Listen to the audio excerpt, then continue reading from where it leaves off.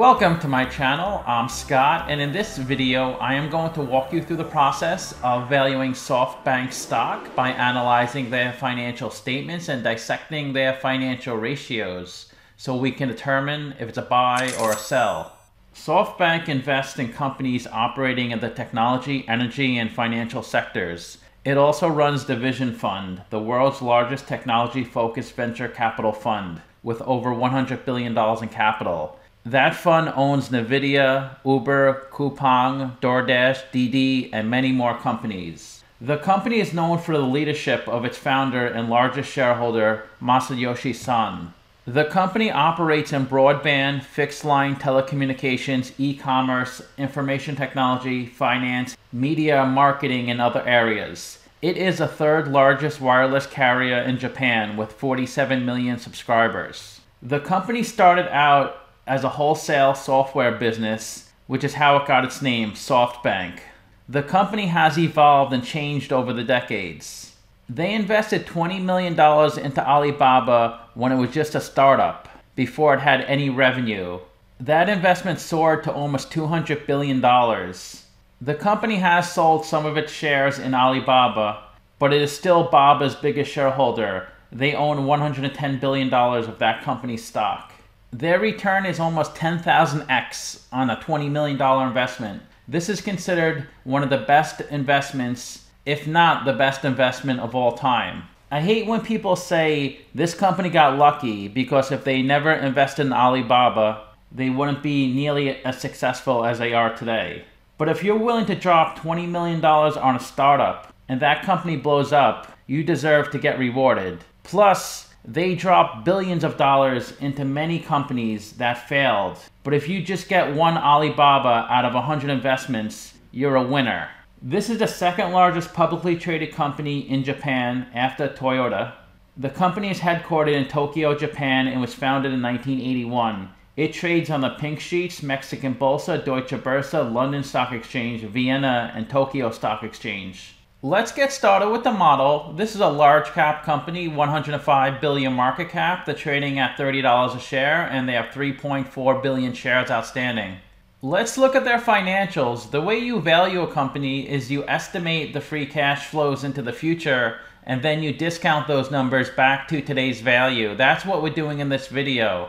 And free cash flow is cash flow from operations minus capital expenditures. So you can see they do have a good amount of free cash flow left over each year, $7.3 billion in 2021. Net income is the profit or loss on the income statement. It's revenue minus expenses, and that's also pretty solid each year.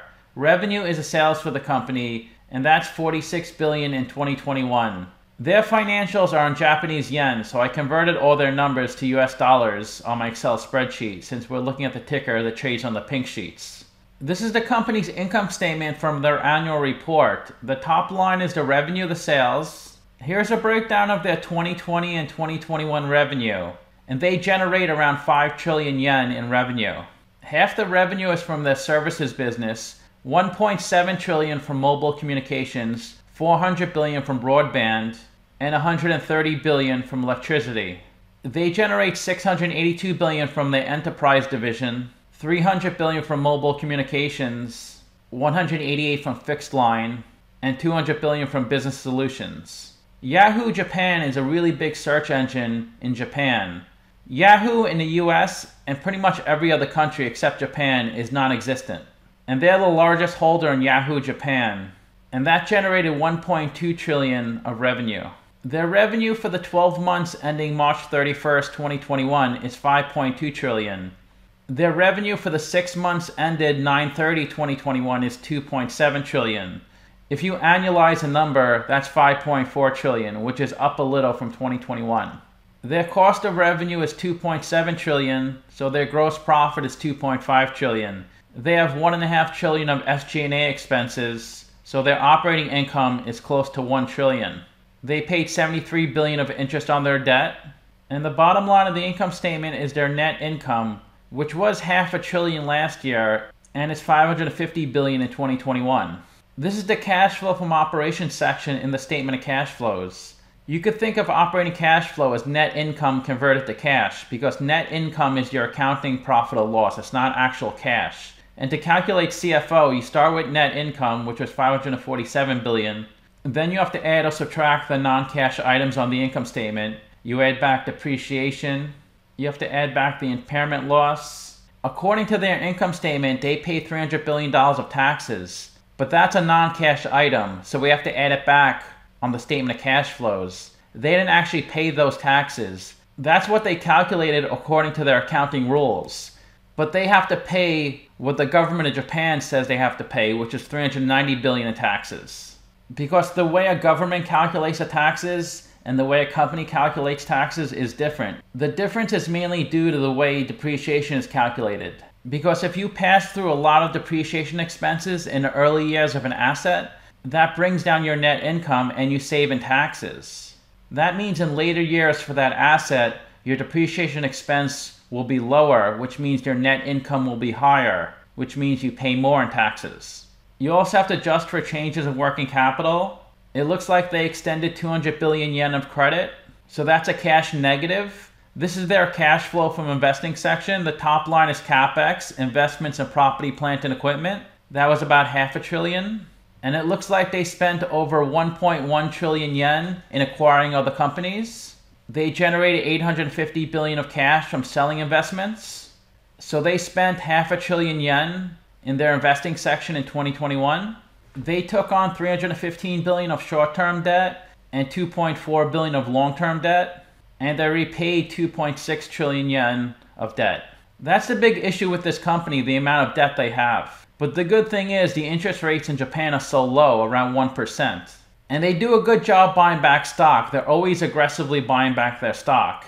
They bought back 68 billion of stock last year, 100 billion this year. And they also pay a dividend, so they reward shareholders by paying a dividend and buying back stock. So in 2021, they had a $388 billion outflow of cash in their financing activities. This is the equity section of their balance sheet. They have 2.8 trillion of equity. They raised 550 billion yen from selling their business, and they profited 1.2 trillion yen from running their business. They bought back 113 billion of stock. When a company buys stock off the open market, they put it onto their balance sheet as treasury stock. This brings down their equity balance. Let's look at their capital structure. They have 25 billion of equity, 52 billion of debt. They're 32% equity, 68% debt. So you can see the company is a bit leveraged. Their net debt is 39 billion, and I gave them the middle whack on Finbox, 7.8%, and that's a discount rate we're going to apply to the future cash flows. We estimated 6 years of future free cash flows. We also estimated a terminal value, which is all cash flows past year 6, that's 127 billion. We discounted those numbers back to today using the weighted average cost of capital. We get a value of the company of $109 billion. We divide that by 3.4 billion shares. And we get a calculated stock price of $32. They're trading at $31, so they're trading at a 4% discount. It's a buy according to the model, but it's really close to where they're trading at. The average analyst projects their revenue to grow 3.5%.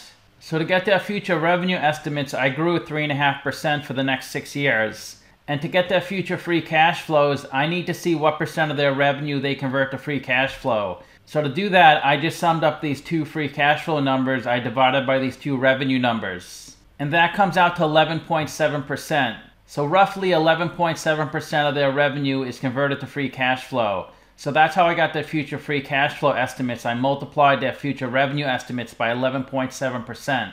And all these future free cash flows are below their 2021 number. So it does seem doable.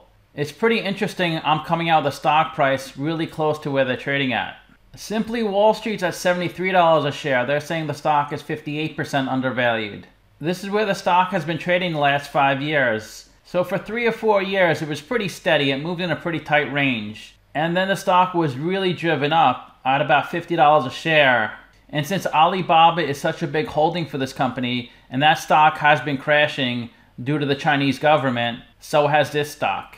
Down about 40% the past few months. They have a beta of 1.21, so the stock moves a little more than the market. It's gone down 5% in the past 52 weeks, while the S&P is up 30%. The 52-week low was 26, the high was 50. And the stock is trading between its 50-day and 200-day moving average. For the past 3 months, 500,000 shares have been traded on average each day. Of the 3.4 billion shares outstanding, 2.2 billion are on float. Their employee count was going up from 2015 up through 2020. But in the past year, it looks like they've been cutting their staff. They pay a 0.6% dividend yield, which is lower than their industry. Their dividend payment was 44 Japanese yen the past 3 years. It was 22 yen the 3 years before that. And this chart is from their website. And their payout ratio is really low, only 1.7% in 2020. It did peak at 12% in 2012, but that's still a pretty low payout ratio. If you invested $10,000 into this company 10 years ago, you would have been at $55,000 a few months back, but if you're still holding on, you'd be at $36,000 today, which is still a pretty good return, 14% annual return. The founder and CEO is the biggest shareholder at 30%, then Nomura, BlackRock, Nikko Asset Management, and Sumitomo. Let's look at their financial ratios. Their PE is decent. It's at the market median, 21.8. PE is stock price over earnings per share. They have a good price to sales at 2.1, and their price to book is 4.2. But their tangible equity is actually negative 5.7 billion, because they have a lot of intangible assets from all the companies they acquire. They have a decent return on invested capital of 8.6%. They can easily cover their interest payments 13 times. So their interest expense isn't that high because the interest rates in Japan are so low, even though the company does have a ton of debt on its balance sheet. They have a really high ROE at 19.1%, and their current ratio and quick ratio are below 1. Here's their current assets and current liabilities as of their most recent balance sheet. They have 1.5 trillion yen of cash on their balance sheet, 1.8 trillion of receivables, and those two are really the bulk of their current assets. They have 2.1 trillion of debt and 1.2 trillion of payables. So this is a big concern about this company, and it's always been a big concern, the amount of debt they have. But they are bringing in lots of cash flow, and even during difficult times, the CEO manages to find ways to keep the business going and to pay off the debt or get new debt. They do seem to be undercapitalized. They did generate over 7 billion of free cash flow in 2021, but they have negative 11 billion of working capital. They pay a little out in dividend payments, so they're short $4.6 billion. So they're going to probably need more debt or equity financing to get through the next 12 months. So to summarize, I have them trading at a 4% discount. But you have to remember, even though they have lots of debt, they have over $100 billion worth of BABA stock, which is 11 trillion yen. So they could pay off all the debt if they sold some of their stock. Because when you own stock, that doesn't mean you have cash flow coming in unless that company pays a dividend. The only way you'll get cash flow is when you sell the stock. So you have to consider those things as well when looking at this company.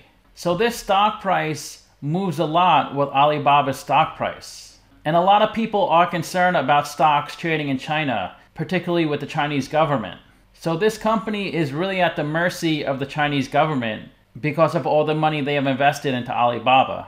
But I think in the long run, companies like Alibaba, Baidu, those big Chinese companies are going to be fine. Maybe some of the smaller ones may have some problems, but the big giant companies, they provide so many jobs and give so much back in terms of taxes. They're so important for the Chinese economy, I don't think the government would let those companies fail. And it seems like the only way those companies will fail is if the government keeps interfering. But this is a really interesting company, and it's a bit complex to value. So I'm sure I missed some things, because you can spend months looking into this company, looking at all its assets and all its investments, and come up with so many different scenarios on why you should buy or sell the stock.